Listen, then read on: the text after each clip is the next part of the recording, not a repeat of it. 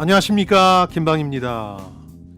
경제 저널리스트로 외환 위기를 맞아서 엄청난 무력감을 느끼고 있을 무렵에 국내 번역 출간된 책을 한 권 만났습니다.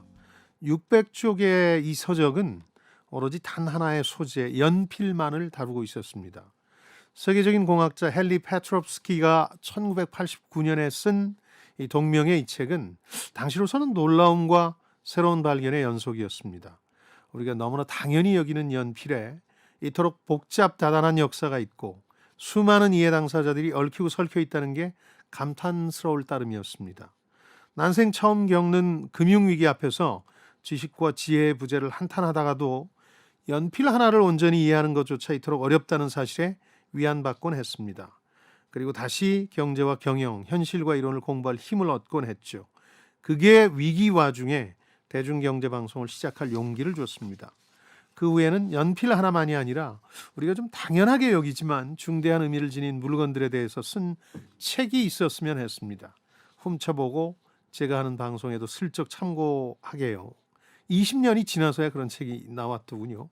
영국의 경제 저널리스트 팀 하포드가 쓴 세상을 바꾼 51가지 물건이라는 책입니다.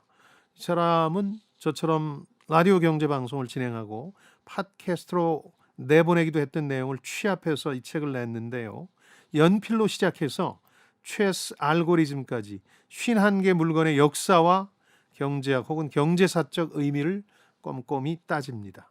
솔직하게 말씀드리죠. 제가 어떤 상품에 대해서 방송에 설명할 때 참고하는 일종의 백과사전입니다. 연필로 시작해서 최스 알고리즘에 이르기까지 경제사, 경제생활에 중요한 역할을 한 대부분의 상품들이 망라되어 있으니까 큰 도움이 되실 겁니다. 지식과 지혜를 얻는 가장 경제적인 방법, 성공예감 별책 부록 지금 시작하겠습니다. KBS 1라디오 성공예감 김방입니다. 네, 별책 부록의 책 읽어주는 남자 김방입니다. 별림 씨 모시겠습니다. 어서 오십시오. 네, 안녕하세요. 별책 부록에서 별을 맡고 있는 광명수입니다. 반갑습니다. 내장산의 단풍이 이번 주 절정이라고 해요. 깊어가는 가을, 단풍도 우리들의 마음도 곱게 물들었으면 좋겠네요. 이번 주말 놓치면 네, 단풍 구경은 또 힘들어지겠죠. 물 건너간다고 그러죠. 네. 아마 산의 색깔이 또 바뀔 텐데 그나저나 우리 AI 목소리도 좀 바뀌었네요. 계절에 따라 이렇게 변하기도 그렇죠. 하나 봐요. 그게 AI의 속성이죠. 자, 댓글 보고 가겠습니다. 네, 지난주 피터 나바로가 쓴 브라질에 비가 내리면 스타벅스 주식을 사라 함께 읽어봤는데요. 샵 9730 KBS 공 그리고 유튜브를 통해서 많은 의견 주셨습니다. 먼저 최기원님, 쉽게 생각했는데 주식을 한다는 것은 모든 분야의 공부를 해야 하네요. 저는 주식 못하겠는데요. 해주셨고 황근일님, 거시경제라는 용어를 사전적 의미로 이해할 수는 있지만 주식시장은 사람들의 욕망도 읽어야 하기에 너무너무 어렵습니다. 해주셨습니다. 어렵죠. 그리고 주식 투자 얘기를 하기는 합니다만은 저희가 경제 방송이니까 본인이 이제 떨려서 못하겠다는 분은 안 하시는 것도 괜찮습니다. 네. 꼭 해야 되는 건 아니고요. 다만 노후 준비라든가 이런 걸 위해서 투자가 일상이 되는 시대로 접어들었다. 네. 이런 정도로 이해하시면 되고요. 아까 그 거시경제라는 말이 어렵다. 왜냐하면 매크로 투자라고 했으니까 그 책에서. 저는 이렇게 비유를 들어요. 그 큰 경제의 흐름이다. 이렇게 이해하시면 되고요. 평상시 경제는 잔 물결하고 비슷합니다. 오르락내리락은 하지만 그 폭이 크진 않은데 네. 큰 파도가 덮칠 때가 있습니다. 우리 외환위기, 또 글로벌 금융위기 이런 것들이 덮칠 때는 잔 물결은 의미를 잃거든요. 그 큰 파도를 보지 못했다면 평상시처럼 경제 활동을 했다가는 된통 뒤통수를 맞을 수 있거든요. 네. 제가 외환위기 때 거리로 내몰렸던 제 또래 얘기를 많이 하지 않습니까? 그런 의미에서 큰 파도를 지켜봐라. 잘 들여다봐야 된다. 그렇게 받아들이시면 될 것 같습니다. 그만큼 거시경제가 중요하기 때문에 그렇죠. 예. 네, 큰 눈으로 지켜봐야 될 것 같고요. 정인철님, 손절매를 잘 해야 한다고 하셨는데 네. 자꾸 원금 생각이 나니 그 타이밍을 못 잡는 것 같아요. 네. 이선화님, 매도는 칼같이 해야 하는데 쉬운 문제가 아니네요. 저와 같은 고민들을 다들 하고 계시네요. 예. 네. 책에서 제안한 건 두 가지가 있죠. 하나는 물리적인 손절매 기준을 찾아놔라 미리. 네. 나는 10% 빠지면 무조건 던질래. 뭐 이런 게 거기에 해당이 되겠죠. 사람마다 이 폭은 다를 수 있는데 그렇게 정해놓을 수도 있습니다. 손해를 줄일 수 있고 또 하나 저자는 정신적인 손절매 기준선을 찾아놔라. 그러니까 내가 투자한 돈에 이 정도는 잃어도 난 괜찮아 하는 그 선이 있을 거죠. 그리고 사람마다 그건 다를 테고요. 네. 저는 가끔 말씀드리지만 대개 30% 정도는 잃어도 그냥 그러려니 하고 넘어갈 수 있는 정도의 돈만 투자를 합니다. 그 그러니까 사람마다 다르다는 게 예. 소장님께서는 1,000만 원을 잃어도 상관없다. 근데 저는 1,000만 원 잃으면 아. 세상을 다 잃은 것 같은 느낌이다. 정쟁으로 몰고 가는 느낌인데요. 이런 느낌이 아닐까. 그건 아니고 사람마다 어쨌든 정신적으로 내가 수용할 수 있는 손해의 한계를 정해놔라. 네. 그런 얘기죠. 예. 네, 그리고 1928번님, 거시적 투자라는 말이 조금은 먼 이야기로 다가옵니다. 재정정책, 통화정책이 결국 제 일상에 영향을 미친다는 걸 알지만 당장의 삶을 살아야 하기에 전반적인 부분을 이해하기가 어려워요. 쉽게 한마디로 요약해 주실 수 있나요? 해주셨네요. 아까 말씀드린 걸 거듭 강조하자면 큰 파도가 덮치면 잔 물결은 의미를 잃는다. 외환위기가 덮쳤을 때 많은 분들이 당황했던 건 뭐냐면 예전에 볼 수 없었던 경제와 금융시장의 현상들이 벌어지니까 패닉 상태가 돼서 네. 많은 실수를 저질렀거든요. 만약에 조금만 정신을 차렸더라도 내 그 큰 파도에 휩쓸리는 게 아니라 오히려 거꾸로 움직여서 큰 돈을 만질 수도 있었던 거거든요.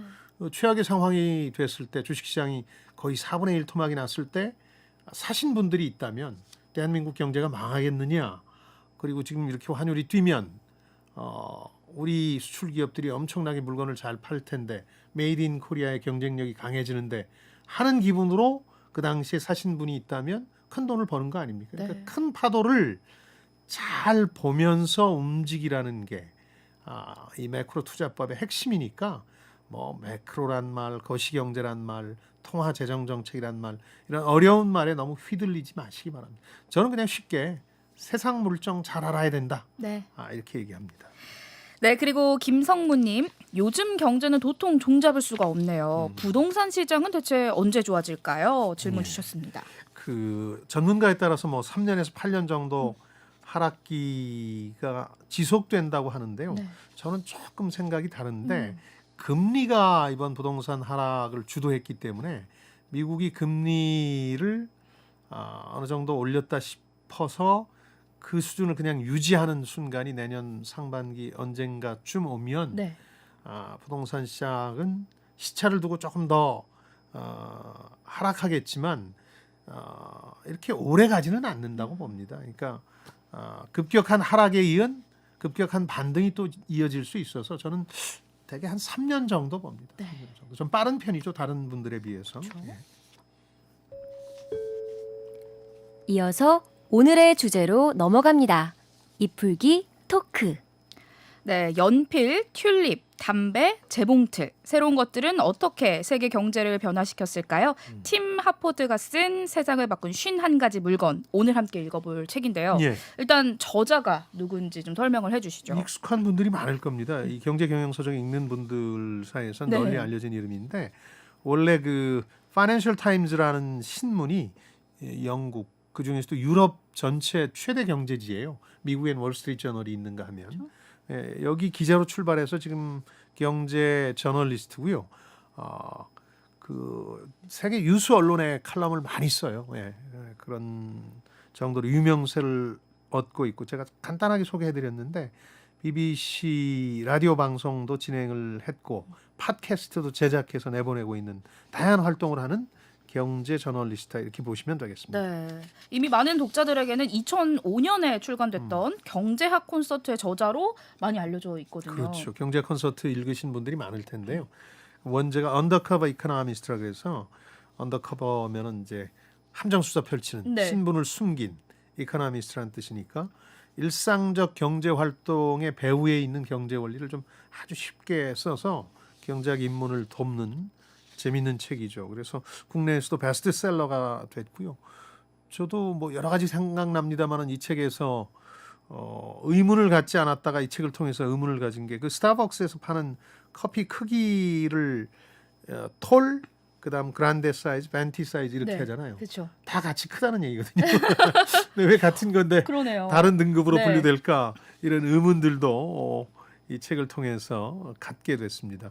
우리나라뿐만 아니라 세계적으로 이게 메가 밀리언셀러가 됐어요. 네. 그러면서 이분이 아마 기자 생활 더 안 해도 되는 그 정도로 많이. 예, 프리랜서로 자유롭게 살 수 있는 여건에 좀 도움이 되지 않았을까 네. 생각해 봅니다. 말씀하셨던 것처럼 이번 책은 저자가 라디오와 팟캐스트를 방송했던 것들 중에 추려낸 건데 원제가 현대 경제를 만든 다음에 50가지 물건들인데 오늘 책 제목은 51가지예요. 그렇죠. 이게 2020년에 저자가 쓴 건데요. 원제 보니까 넥스트란 말이 붙어 있어요. 근데 이게 무슨 의미일까 했더니 첫 들어가는 말을 이분도 저랑 비슷한 생각을 했던 것 같은데 연필로 시작을 해요. 네. 연필로 원고를 쓰는지는 모르겠습니다만은 그래서 우리식으로 계산하자면 연필까지 포함하면은 51개인데 네. 저자가 들어가는 말에서 연필을 강조한 건 이렇게 별것 아닌 것 같은 것이 사실은 엄청난 역사가 있고 이해 당사자도 많고 네. 또 경제적으로도 큰 반향을 불러일으켰다는 걸 알려주기 위한 예로 처음을 썼던 거예요. 그래서 네. 연필 이후에는 50개가 되는 건데 네. 연필까지 포함하면 51개니까 쉽게 우리 번역본에서는 51가지라는 제목을 달았고요. 다른 어떤 그 상품들의 경우도 똑같은 맥락을 취하고 있는데 그 상품의 역사 또 이것들이 경제사에 어떤 영향을 미쳤는지 경제 원리와는 어떤 관련이 있는지를 설명하는 방식, 형식을 추구하고 있습니다. 네, 책에 나오는 51가지 물건들이 모두 연필과 같이 좀 우리에게 익숙한 것들인지 아니면 생소한 것들인지 어떻게 보시나요? 알려진 게 꽤 많긴 한데 낯선 것들도 좀 있습니다. 네. 그래서 이걸 적절히 조화시켰는데 인터넷이 뭐 국방부가 대학하고 같이 필요해서 아르파넷이라는 걸 만들었는데 이게 확대되면서 인터넷이 됐다는 건 아마 널리 알려진 사실들일 네. 테고 이런 것들도 있고 또 블록체인의 역사 같은 경우도 사카모토라는 익명의 개발자가 만들었다는 얘기를 포함해서 알려진 것들도 상당히 많습니다. 그것과 알려지지 않은 것들도 하나씩 나오거든요. 자전거, 우표, 또 여왕의 도자기라고 하는 퀸즈웨어 같은 경우는 아시는 분들도 계시긴 하겠지만 되게 보통 사람들한테는 알려지지 않은 건데 이 책에 등장하고요. 그래서 하나하나씩 백과사전식으로 굳이 다 뭐 알아둘 필요는 없을 것 같고요. 좀 내가 관심 갖는 것들에 대해서 이게 어떻게 우리 삶 속에 파고들었고 어떤 경제적 의미를 가지느냐를 따지다 보면 창업하시려는 분들, 특히 이 신상품 기획하시는 분들은 네, 상당히 도움이 될 것 같아요. 맞습니다. 네, 51가지를 시간 관계상 모두 소개를 할 수가 그러니까요. 없어서요. 예. 오늘날에도 중요한 의미를 가지는 6가지를 선정을 해주셨습니다. 소장님께서 예. 어떤 경제적 맥락이 있는지 잘 귀 기울여 주시기 바라겠습니다. 몸풀기, 입풀기를 마쳤으니 이제부턴 심화학습으로 넘어가겠습니다. 오늘의 책, 세상을 바꾼 51가지 물건, 이것이 궁금하다. 키워드를 뽑아볼게요. 첫 번째 키워드, 튤립. 튤립은 이제 광명수 씨도 잘 아는 경제사상 가장 유명한 꽃이죠. 금융버블의 상징처럼 비치는 꽃인데 네. 1637년에 네덜란드에서 벌어졌던 광기 어린 투자 붐의 대상이었죠. 근데 지금도 이해를 못 하시겠다는 분이 많아요. 어떻게 이 꽃뿌리 하나가 벤츠 한 대 가격이었을까? 근데 이게 나중에 케인즈라는 경제학자가 더 큰 바보 이론이라는 걸로 체계화합니다. 네. 투기가 왜 벌어지느냐?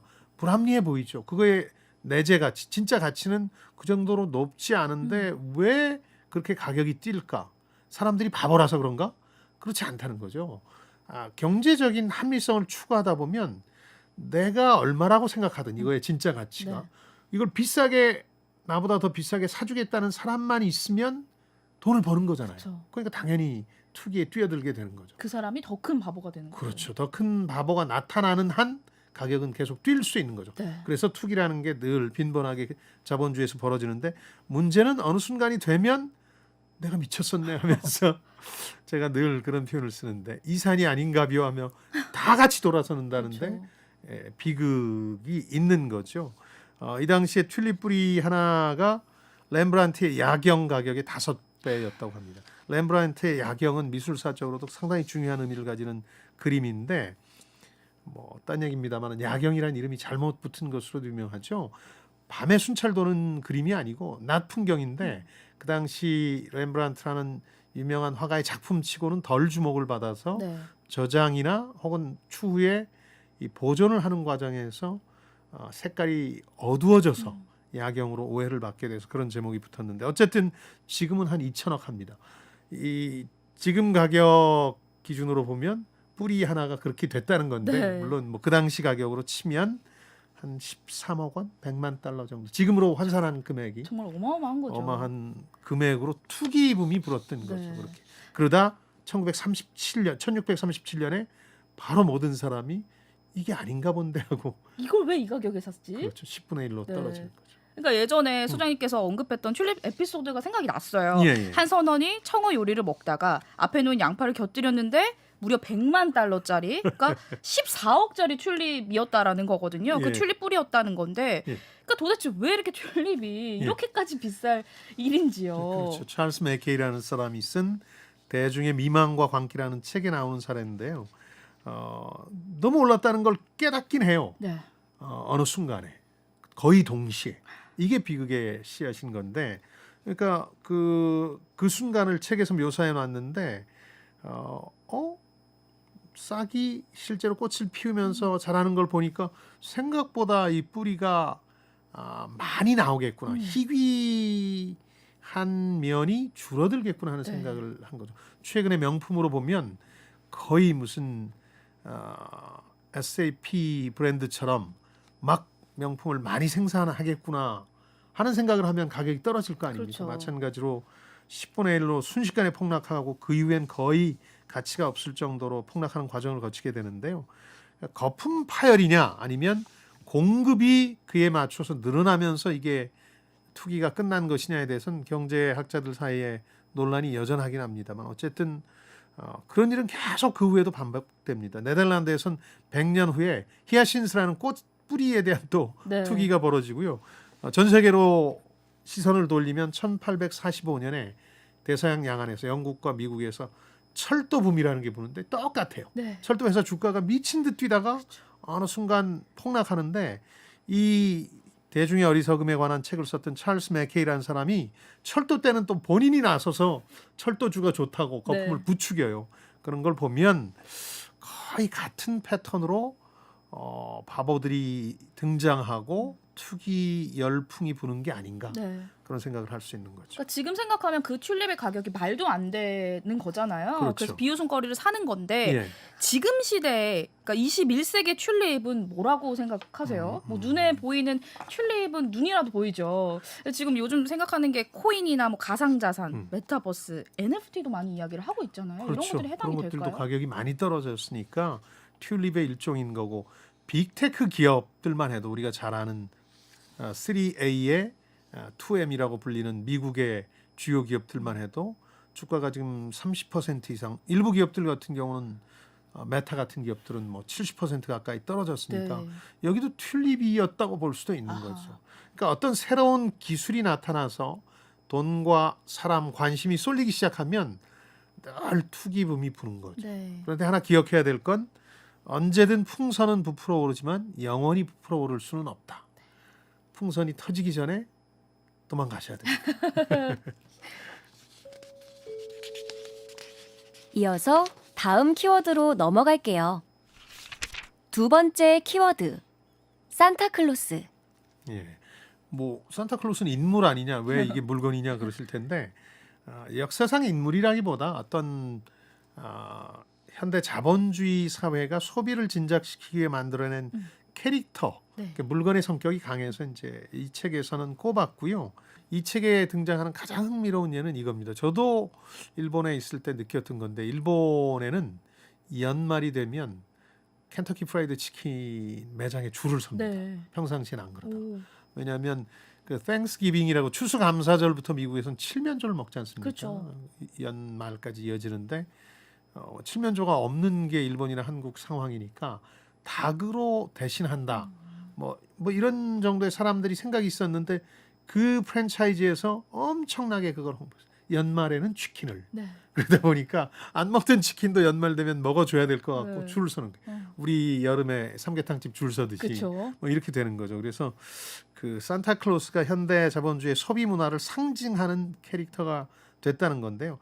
많은 사람들한테 이제 알려졌는데 왜 하필 빨간 옷에 흰 머리 흰 수염이냐 산타클로스가 코카콜라가 이걸 이제 만들고 퍼뜨렸다 이렇게 대개는 알려져 있거든요. 네. 저도 그렇게 알았는데 이 책에 보니까 1930년대 코카콜라가 창조한 캐릭터가 아니고 그 전부터 경쟁사 제품에도 등장했다. 그 당시 마케팅용으로 등장해서 뭐 여러 노래라든가 동요의 시발점이 됐던 건 빨간 코, 루돌프, 사슴 얘기였고 실제 우리가 아는 그 캐릭터, 산타클로스의 캐릭터는 그 전부터 등장해서 사람들을 사로잡았다. 그리고 이 크리스마스와 산타클로스라는 전통 자체가 세계적으로 퍼진 건 뭐 대참사 때문에 헬로윈이란 말을 다시 꺼내기도 싫긴 합니다만은 이거하고 정반대더군요. 무슨 얘기냐면 헬로윈은 젊은 세대가 더 놀기 위해서 좀 떠들썩해지는 쪽으로 갔다면 크리스마스와 산타클로스의 문화는 1823년경에 네덜란드 영에서 내려오던 전통인데 그 뉴욕의 부자들이 너무 떠들썩하게 놀고 시끄러우니까 네. 가족들하고 모여서 산타클로스를 기다리게 하는 가족 문화의 일종으로 이걸 만들어낸 거예요. 잘 착한 아이가 돼야 선물을 주신단다 하는 이런 문화를 만들어냈다는 네. 거예요. 그러니까 가족 간에 즐기는 문화를 확산시키기 위해서 의도적으로 뉴욕 쪽에서 만들어서 퍼뜨린 거라는 점에서 헬로윈하고는 좀 반대의 반대의 성격이 좀 있는 것 네. 같아요. 사실 겨울이 되면은 여러 광고에 등장하는 각종 산타클로스를 볼 수가 있죠. 이제는 뭐 동식보다는 말씀하신 것처럼 좀 상업적인 느낌을 받을 때가 많은데 예. 사실 미국에서는 그럴 만한 이유가 있습니다. 크리스마스 시즌에 발생하는 소비의 규모가 엄청나다고요. 엄청나죠. 그 블랙 프라이데이라는 게 추수감사제 다음 날부터 시작되는 한 1년 농사를 소매업체들이 결정짓는 어마어마한 이벤트죠. 성수기죠. 네. 근데 거기 핵심이 이제 크리스마스고, 근데 이것조차도 지금 이런 것조차도 1930년대에 비하면 소비의 비중이 떨어진 거라 그래요. 네. 그러니까 전체 소비에서 차지하는 비중이라는 관점에서 보면 1935년대 대공황기에 비해서도 크리스마스 시즌의 소비가 3분의 1로 줄어들었다 그래요. 근데 그 해석이 흥미로운데 그때는 너무 가난해서 미국인 4명 중에 1명이 실업자였으니까 네. 선물을 1년에 한 번밖에 못 하는 거예요. 뭘 사는 게. 네. 그래서 크리스마스에 소비가 집중됐는데 지금은 여유가 생겼으니까 평상시에도 많이 사니까 네. 그래서 오히려 좀 전체 비중으로 보면 떨어졌는데 어쨌든 크리스마스가 대목인 건 분명한 거죠. 네. 하지만 이 소비에 집중한 나머지 허튼데 돈을 쓴다는 지적도 있습니다. 예. 이전 세계에 걸쳐 크리스마스 선물을 잘못 고르는 바람에 우리 돈 기준으로 48조 5천억, 48조 5천억을 낭비한다는 논문도 있었어요. 이게 산타클로스 경제학이라고 유명한 논문인데요. 미국에서만 600억 달러니까 이게 한 70조가 넘죠. 전 세계적으로도 네. 뭐 엄청난 선물 주고받기가 이루어지는데 이 산타클로스 경제학에서 제기한 실험은 이런 겁니다. 100달러짜리 선물을 크리스마스 때 받았다고 쳐라. 그게 당신 마음에 드는지 여부를 판단해서 주관적인 가격을 매겨봐라 했더니 82달러가 나왔어요. 그러니까 좀 마음에 안 드는 게 들어오는 거예요. 네, 그렇죠. 사는 사람은 꽤 돈 주고 사지만 주관적으로 그렇게 만족할 수는 없는 100% 선물이 들어오는 만족은 그러니까 일종의 그 낭비다. 네. 경제학적으로만 보면 본인이 고를 수 있는 기프트권이라든가 상품권 같은 걸 주면 더 좋은데 이게 참 성의 없다는 얘기를 들을까 봐서 네. 꼭 경제로만 이루어지는 건 아니라는 생각이 들죠. 네.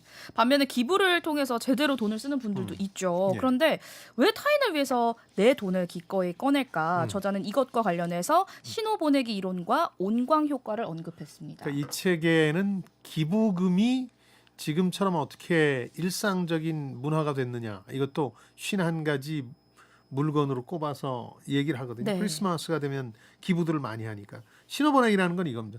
나 이런 정도 여력이 있는 사람이야. 그러니까 실제로 기부의 몇 퍼센트가 될지는 모르지만 이런 게 많은 거죠. 남들이 나를 어떻게 볼 것인가를 네. 의식해서 하는 기부가 있고, 온광 효과라는 건 나 자신이 따뜻해지는 거예요. 그리고 빛나 보이고 스스로 만족해서, 그러니까 남을 돕는다고 얘기하지만 실은 내가 만족해서 하는 거니까, 예를 들어서 익명으로 기부하겠다는 분들의 심리를 생각해 보면 이건 신호를 보내는 게 아니라 내가 만족했으면 됐어 하는 거잖아요. 그런 두 가지 동기가 결합해서 지금 같은 기부금 문화를 만들었다는 건데, 그건 이제 미국의 예고, 우리는 기부금 문화가 아직 여기까지 자리를 잡질 못해서 조금 더 발전해야 되는 면은 있겠죠. 네. 이어서 다음 키워드로 넘어갈게요. 세 번째 키워드, 금주법. 방송에서도 가끔 말씀드리는 역사상 가장 유명한 악법입니다. 취지가 좋다고 결과가 꼭 좋은 것은 아니다라는 대표적인 예죠. 네. 1920년부터 1933년까지 무려 14년간 시행이 됐는데요. 주류 소비가 엄청나게 줄었을 것 같은데 다 불법이니까 별로 안 줄었어요. 통계를 보니까 5분의 1 가량 줄었다. 네. 근데 부작용이 꽤 이제 많았어요. 그 경제학자들은 거기 주목하는데, 실은 당대 유명한 경제학자들은 의외로 찬성을 많이 했습니다. 대표적인 게 그 1929년 10월 증시 대폭락 9일 전에 주가가 영원히 떨어지지 않은 고원지대에 도달했다고 얘기한 것으로 유명한 그 오판이죠. 세계적인 오판으로 유명한 어빙 피셔라는 사람도 이걸 지지했어요, 금주법을. 지금 생각하면 경제학자들이 지지해서는 안 됐을 것 같은데 의외로 지지를 많이 했고, 계급에 기반을 둔 우월 의식이 가미된 종교적 탄압이다. 당시 이제 청교도주의자들이 이 술이 가진 여러 가지 폐해를 얘기하면서, 특히 부인회 같은 데서 막 집단 행동을 하면서 술집을 때려 부수고 했거든요. 네. 그러면서 금주법이 시행되는 거죠. 네. 이 개혁이라는 이름으로 금주법을 도입하려 했지만 결과적으로는 실패를 한 거잖아요. 이유가 뭘까요? 나중에 연구가 미국에서 많이 이루어졌는데요. 우선 가장 많이 거론되는 게 술이라는 게 가격 비탄력적입니다. 담배도 그런데 네. 가격 올라간다고 확 줄이거나 그럴 수가 없거든요. 약간 인이 배기는 면이 있으니까 네, 네. 중독도 있고요. 그렇죠. 또 하나 문제는 이걸 금지를 해놓으니까, 뭐 마피아 영화에 많이 등장하는 얘기입니다만, 밀주를 만들어서, 밀주를 미국에서는 문샤인이라고 그러는데, 이걸 만들어서 암시장에서 사고 파는 조직 폭력배들이, 마피아가 아주 제 세상을 만난 듯이 돈벌이를 해요, 이 당시에는. 그러면서 조직 폭력이 급증하게 되고, 또 하나는 이것도 부작용인데 독주를 선호하게 돼요. 맥주 대신에 이왕 눈치 보면서 먹어야 되니까 빨리 취할 수 있는 독주를 마시자 그러면서 독주를 마시게 되고, 또 하나는 성분을 표시할 필요가 없잖아요. 불법이니까. 그 상품 자체가. 네. 그러다 보니까 상당히 그 나쁜 재료들 많이 써서, 이 금주법 시행되면 월요일 직장 가서 월요병이 없어진다 이렇게 홍보를 대대적으로 했는데, 아주 성분조차 불분명한 독주를 마셔서 월요병을 없앤 게 아니라 수요병까지 만들어냈다. 주구 중에 내내 그냥 술 취해서 숙취에 시달리는 상황이 벌어지는 거죠. 네. 또 한 가지 이제 경제적으로 의미 있는 건, 어떤 정책을 지지하는 기반이 전혀 다른 사람들이 지지할 수 있는데, 그것 때문에 경제학에는 밀주꾼과 침례교도라는 용어도 생겨났거든요. 그게 무슨 얘기냐면, 밀주꾼은 금주법 지지 기반이죠. 몰래 만들어서 비싼 돈에 팔 수 있으니까. 네. 근데 이걸 시행하자고 주장했던 대표적인 종교 집단이 침례교도거든요. 청교도주의를 강조하면서. 그러니까 전혀 다른 불법 세력하고 도덕적으로 고상한 사람이 오히려 같은 명분으로 지지하는 이런 경우가 생겨났는데, 그 후에 많은 이런 이 법률 규제 같은 경우도 이렇게 전혀 다른 동기지만 경제적 이해가 같아서 지지하는 경우들이 나타나는 거죠. 그걸 그렇게 표현하는데, 대마초 같은 게 지금 미국에서 합법화 논란이 일고 있는데 이런 거거든요. 막아놨더니 오히려 더 큰 문제, 조직폭력배의 문제라든가 마약과의 전쟁 이런 문제가 발생하더라. 차라리 양성화해서 세금을 제대로 받자. 그래서 일부 주에서는 의료용 혹은 더 나아가서 레크레이션용 대마초도 합법화하는 추세로 나아가고 있는 거죠. 전 세계가 이 문제에 관해서는 지금 실험을 하고 있는 단계라고 볼 수 네. 있죠. 사실 금주법이 있었을 때 술을 마시는 건 법을 위반하는 거잖아요. 예. 그럼에도 불구하고 사람들은 술을 마셨습니다. 예. 이것과 관련해서 예. 경제학에서 범죄를 저지를 때조차 인간은 합리적인 행동을 하는구나. 이렇게 가정을 하고 있는 거네요. 그렇죠. 어쨌든 비탄력적이어도 술 마시는 게 안 마시는 것보다 본인의 여러 가지 어려움을 덜 수 있다고 판단해서 한 거고 네. 그 술 마시는 비용 중에 하나는 붙잡혀서 감옥에 가거나 벌금을 물 각오까지 했다는 거. 그렇죠. 그만큼 술이라는 게 강력한 상품이었다는 뜻이고 그래서 가격 변화에 큰 수요가 변화가 없었다는 거거든요. 그래서 이 얘기의 금주법 얘기의 결론은 제가 방송에서 가끔 얘기하지만 그 사람들이 경제적 동기를 추구하는 것을 우습게 보지 마라. 네. 그러니까 조직폭력배가 등장하고 문샤이너들이 밀주업자들이 등장하는 것들 경제적 동기 때문이잖아요. 네. 뭐 그런 게 없을 거라고 가정하는 것 자체가 너무 비현실적이다. 그래서 이 사람들이 경제적 동기를 추구하는 걸 인정한 선에서 어떤 정책이나 규제를 만들어야 되는 거거든요. 예를 들어서 닉슨이 1970년대 인플레이션이 심해지니까 임대료 규제 법안이라는 걸 만들어요. 집값 더 못 올려. 네. 그랬더니 어떤 문제가 발생하느냐면 더 올라요. 암시장이 형성돼서 자 계약서는 이렇게 쓰지만 우리는 30% 올려줄게. 이렇게 되면서 오히려 더 고통받게 네. 되는 거거든요. 그래서 좋은 취지의 규제나 정책이라 그래서 결과까지 꼭 그런 것은 아니다. 네. 핵심은 경제적 동기를 추구하는 사람들의 본능을 무시하지 말아라는 거죠. 그 말씀해주신 예로 클린턴 전 미국 대통령 사례가 대표적으로 나오고 있잖아요. 그렇죠. 91년 대선에서 클린턴이 당선되면서 아까 제가 수요일 본 방송에서도 조지 부시 대통령, 아버지 부시 대통령이 단임한 6명 중 1명이다. 트럼프처럼. 네. 그러니까 보통은 재선에 성공하는데 실패했으니까 그 이유가 경제 때문이었고 클린턴한테 패배하게 되는데 클린턴이 내건 여러 가지 공약 중에 하나가 경영자의 보수가 너무 많다. 그 당시에 논란이 됐던 게 직원 평균 봉급의 100배 정도를 경영자들이 받는다. 이건 네. 좀 심한 거 아니냐. 네. 이런 여론이 나오니까 클린턴이 공약으로 뭘 내걸었냐면 좋다. 100만 달러 이상은 세액공제 안 해준다. 그러니까 100만 달러를 상한선으로 여기라 이런 거였거든요. 근데 클린턴이 2000년까지 집권했는데 끝나고 나니까 그 차이가 더 벌어져 버렸죠. 300배가 됐거든요. 네. 네. 그 이유가 뭐냐? 당연히 연봉으로는 많이 안 줍니다. 그럼 뭘로 보상해 주냐? 스톡 옵션이라는 걸 줍니다. 지금 우리가 아는 그 스톡 옵션 기억나시죠? 뭐 카카오페이 같은 데서 네. 회사 사장이 그만두면서 400억대를 챙기는 게 스톡 옵션인데 스톡 옵션이 워낙 그 유행을 하면서 오히려 스톡 옵션을 받지 못하는 직원들과의 격차가 벌어졌거든요. 네.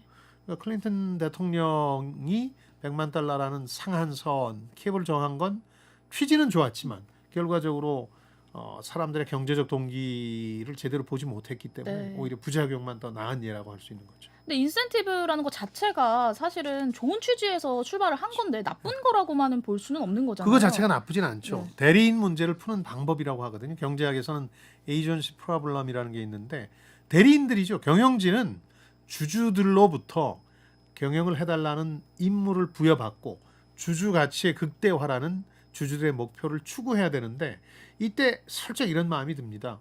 내 이익을 추구해도 되겠네. 주주는 여러 명이니까. 네. 이런 생각이 들면서 대리인 문제라는 게 확산되는데 그럼 어떻게 해서 이걸 풀 거냐? 자, 회사 잘 나가면 너도 많이 버는 거야 하고 이렇게 인센티브를 주는 건데요. 얼마나 줘야 되느냐? 여기에 대해서는 여전히 논란이 있고 네.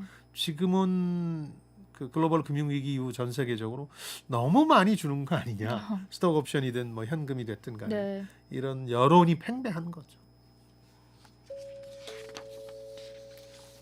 지금 여러분께서는 주말에만 만나는 성공예감 별책 부록을 듣고 계십니다.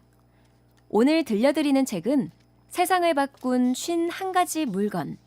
이어서 다음 키워드로 넘어갈게요. 네 번째 키워드. 쿼티 자판.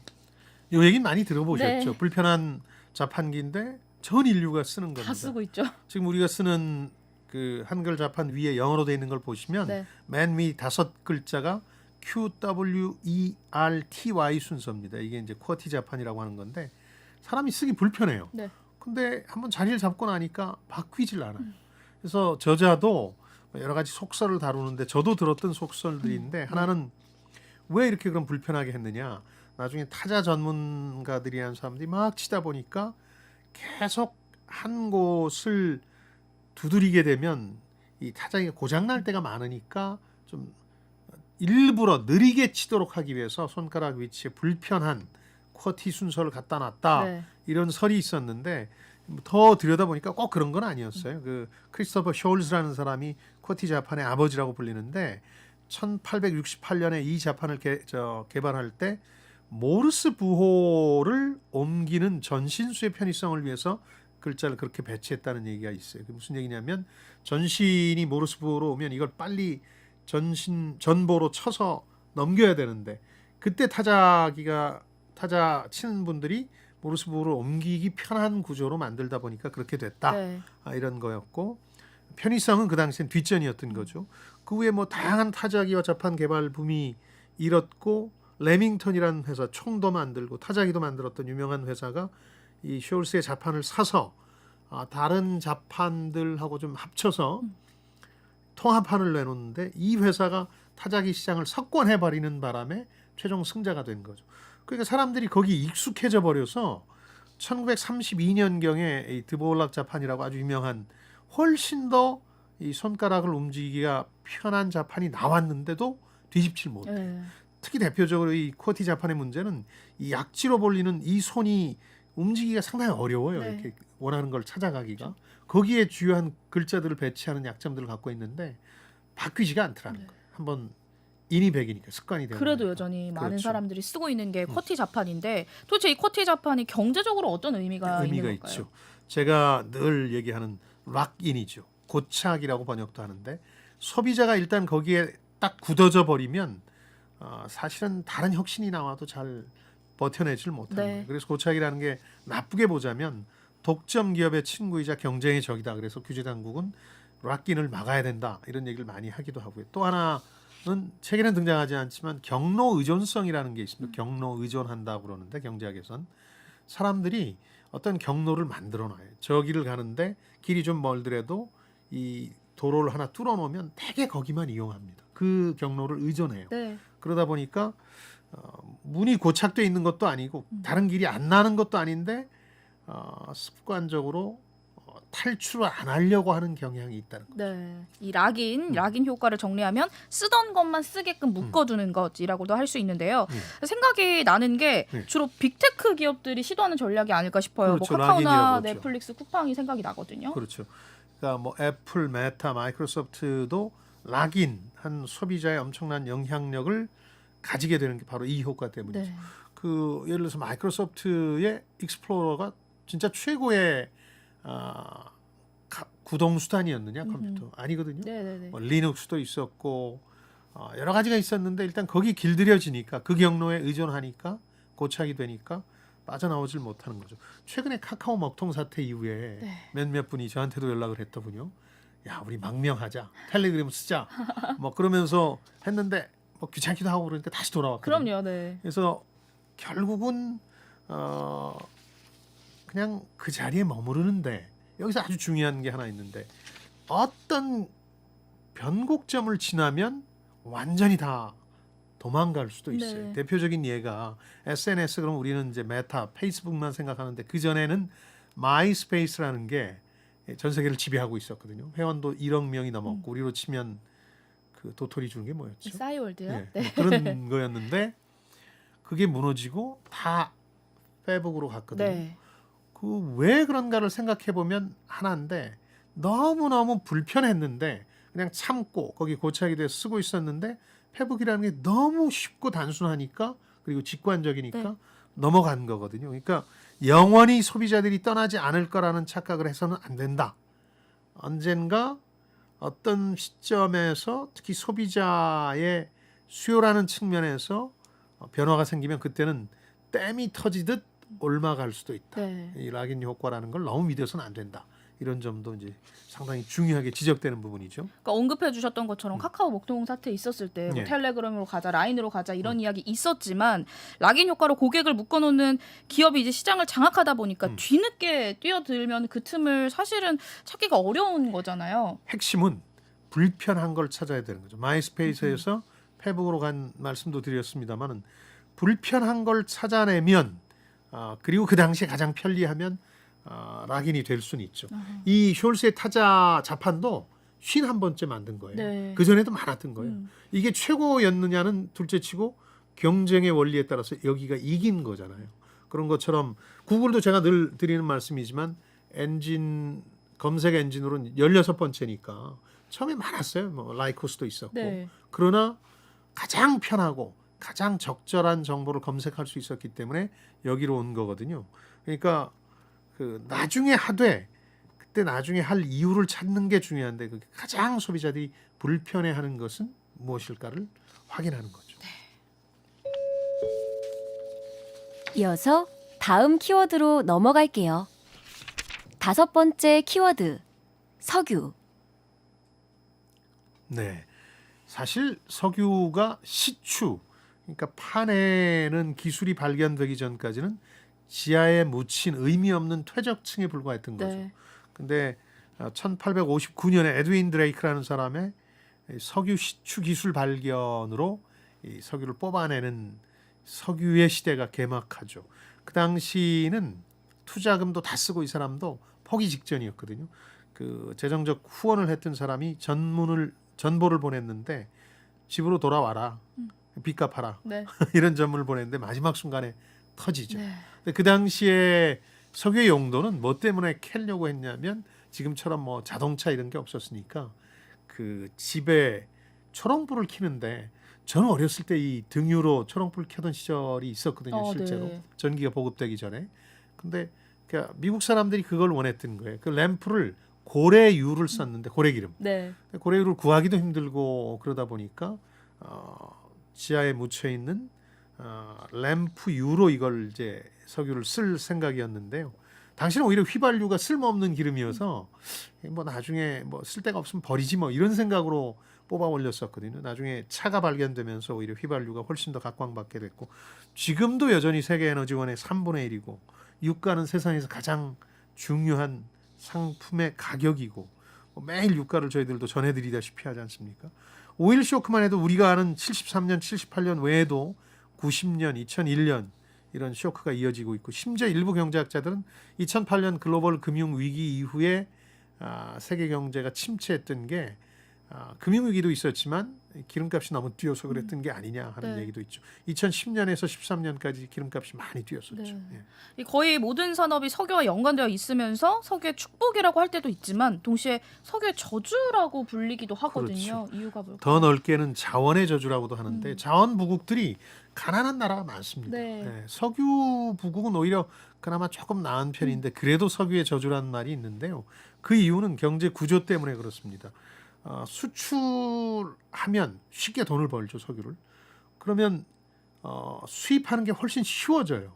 그러니까 나라 안에 여러 가지 산업을 혹은 기업들을 키울 인센티브가 별로 없어지는 거죠. 석유 수출해서 그 번 돈으로 많이 사들일 수 있으니까. 그러니까 러시아를 포함해서 재정 수입의 한 절반 가까이를 석유에 의존하는 나라들이 생각보다 경제가 고도화되질 못해요. 네.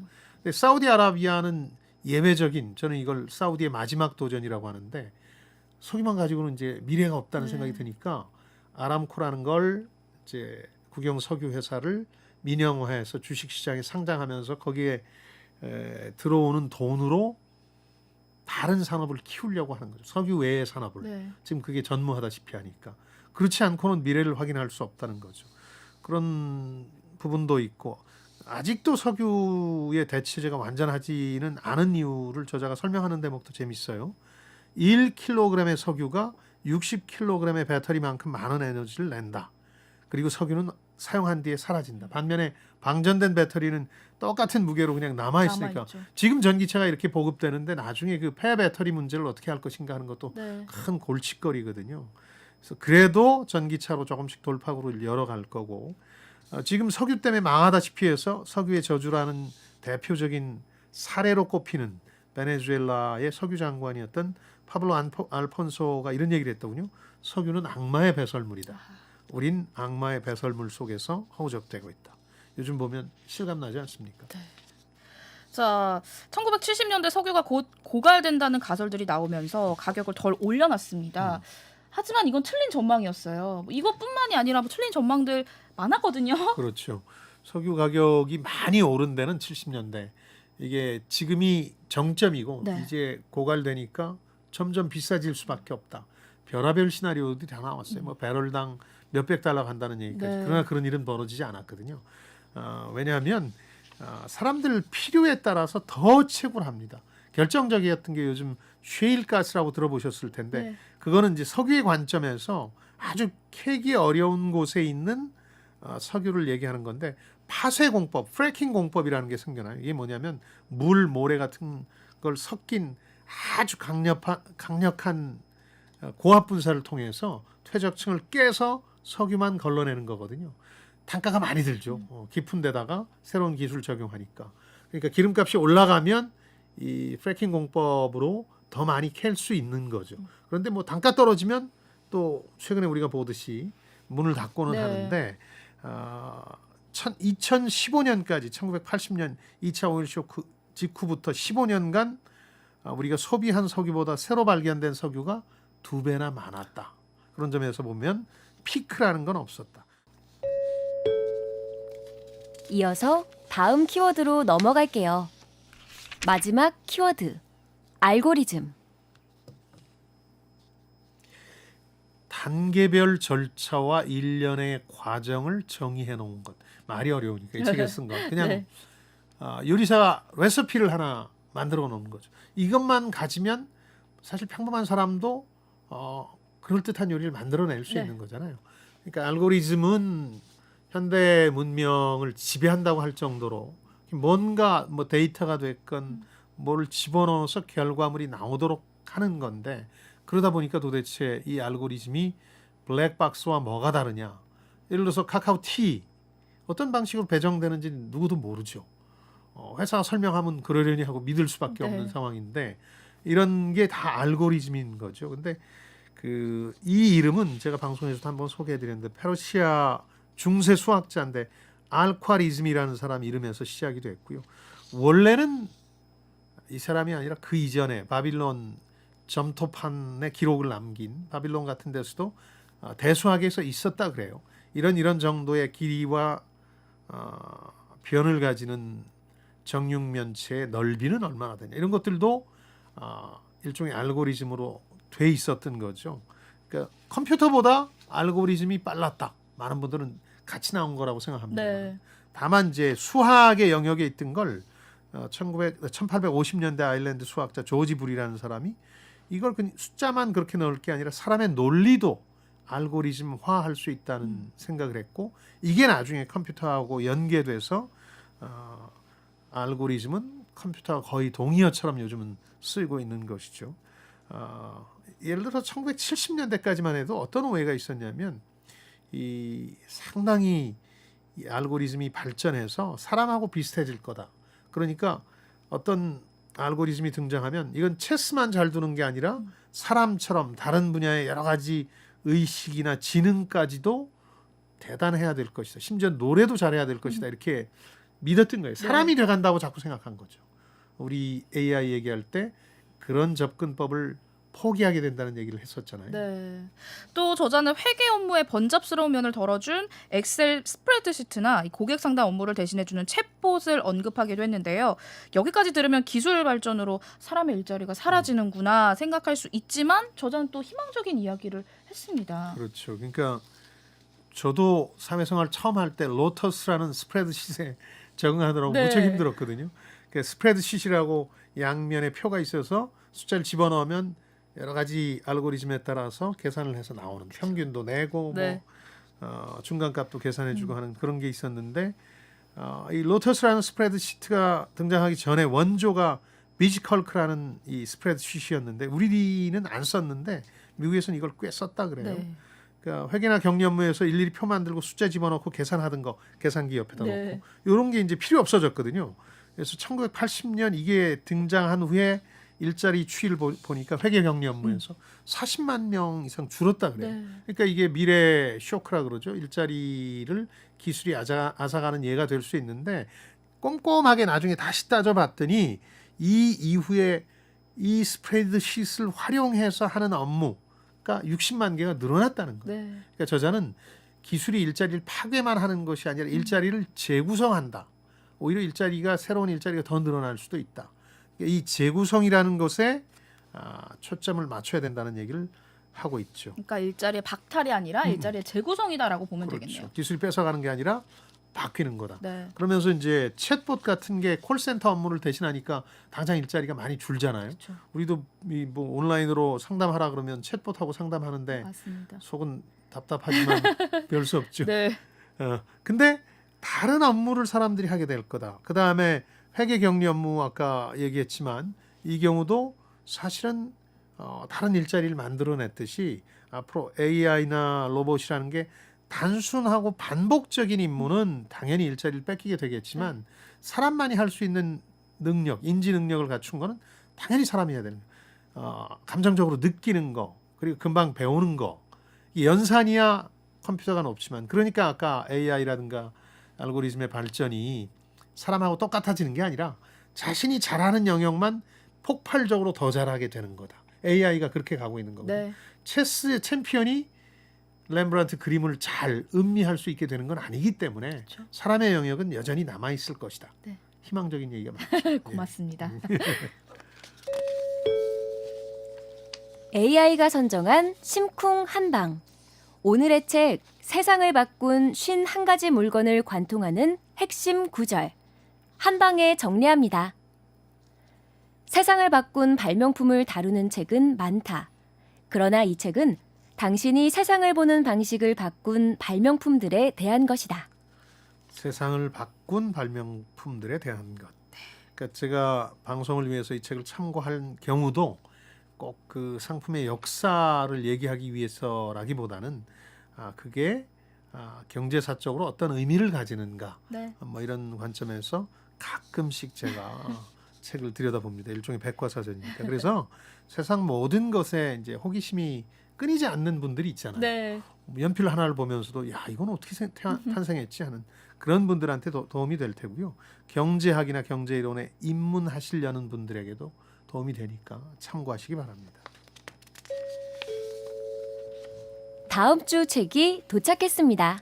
네, 심리, 이론, 역사, 그리고 비즈니스, 시장의 역사가 가르쳐주는 성공 투자의 토대를 배워보시죠. 윌리엄 번스타인이 쓴 투자의 네 기둥 함께 읽어보도록 하겠습니다. 네, 투자 관련 서적을 읽는 데는 특별한 이유가 있는데 투자를 할 만한 시점이 됐나 보다 이렇게 생각하실 수도 있겠습니다. 네. 한번 같이 읽어보죠. 투자의 네 기둥. 성공예감 별책 프로 저희는 다음 주말에 다시 찾아뵙겠습니다. 별의별 이야기를 책을 통해 나누는 별책 프로 다음 주에 만나요.